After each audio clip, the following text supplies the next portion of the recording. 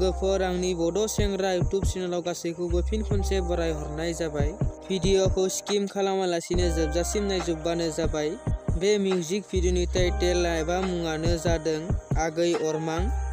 बे music video फाव खालामनाय नुनो मोनगोन गासैजोंबो सिनायजाथावना फैला मेन्डेला आरो लोगोसे फावखुंग्रि महरै फाव खालामनाय नुनो मोनगोन गेमस्रि दैमारि।